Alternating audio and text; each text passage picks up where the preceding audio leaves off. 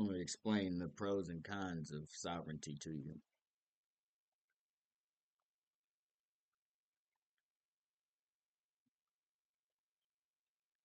Let's take Colors, for example. You ever seen Colors? It's a gang movie, LA gangs in the early 90s.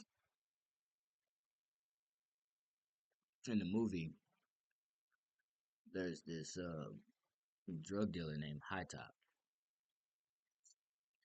and he gets caught out of bounds. He's a blood, but he gets caught out of bounds selling drugs to Crips. So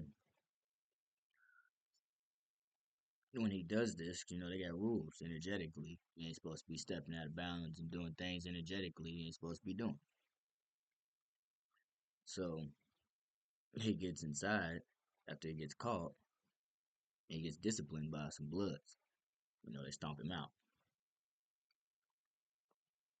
Now, him personally, um, he the hustler, so he's more likely he's just in it for the energetic exchange of the money. He ain't worried about what color who got on or what's doing what neighborhood he ain't supposed to be in. Care less.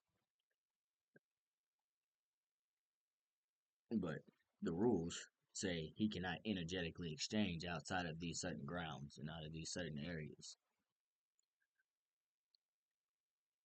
This is a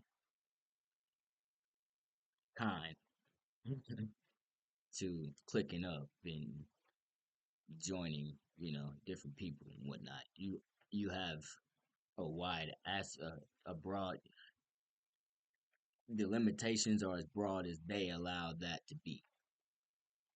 If that makes sense.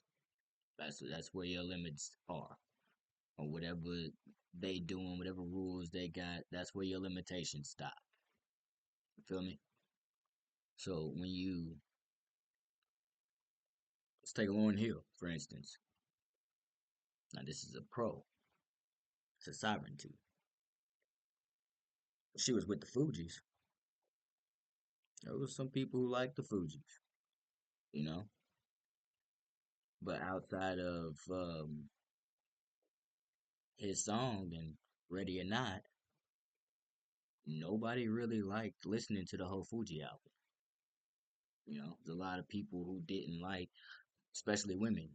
They didn't care about the rest of the album at all.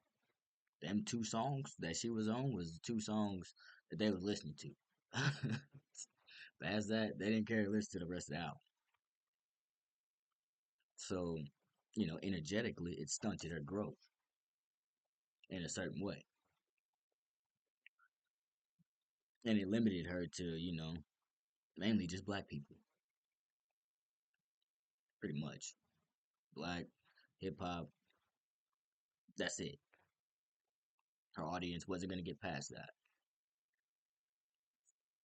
Now, Lauren Hill, much broader audience.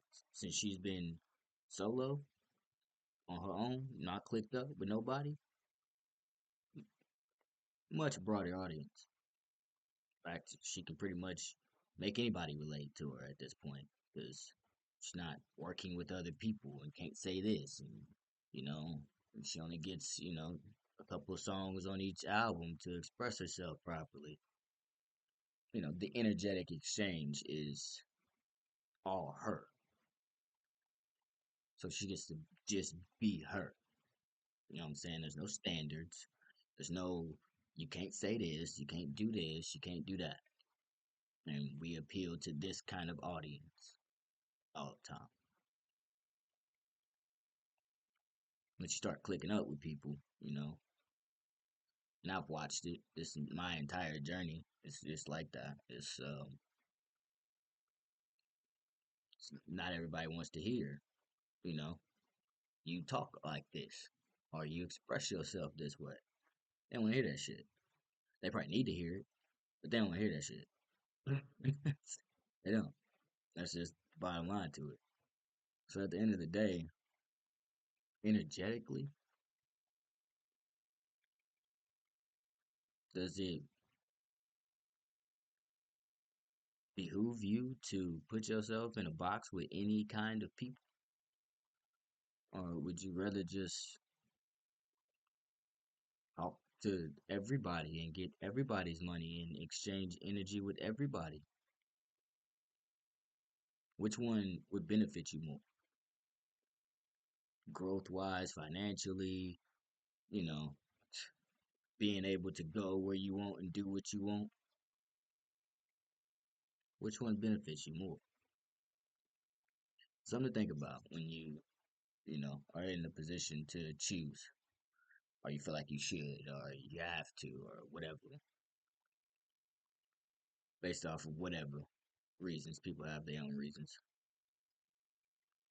As a curse breaker, personally,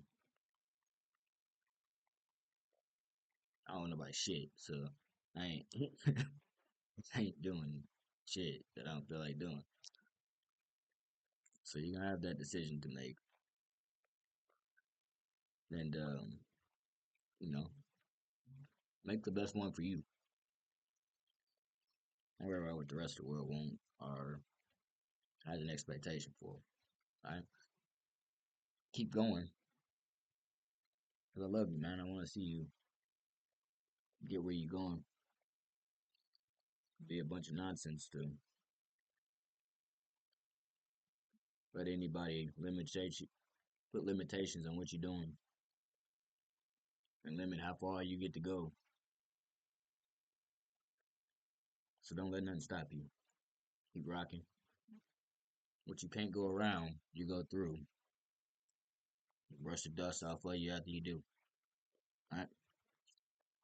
Stay blessed.